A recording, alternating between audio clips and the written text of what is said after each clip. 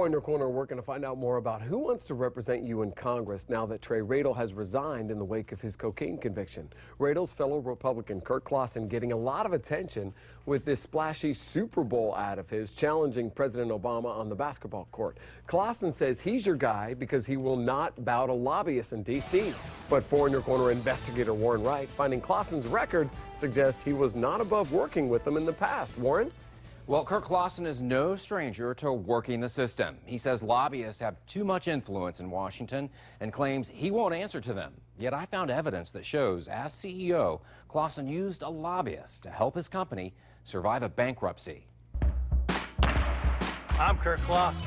Kurt Clawson says on his website he's fed up with the revolving door of career politicians, lobbyists, and special interest groups in Washington, D.C.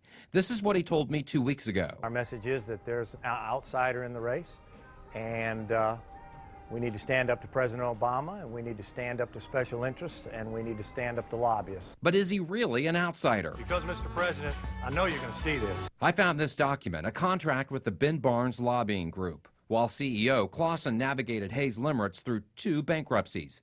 During the second one, his company signed this contract with Ben Barnes for $30,000 to help them with, quote, manufacturing and bankruptcy.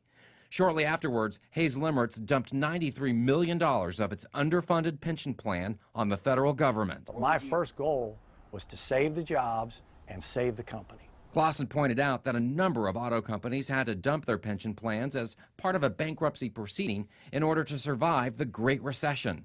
But does his campaign rhetoric match up with his actions? So do you think it's fair when people point to the fact that you use the lobbyist, that you say you're an outsider, but you aren't really? I think I learned in that process that there shouldn't be high-priced gatekeepers for our politicians. And I didn't like it, and I didn't like it when I went through it, and I don't like it now. Okay, well, the federal agency that absorbed all those unfunded pension plans is now $5.2 billion in debt.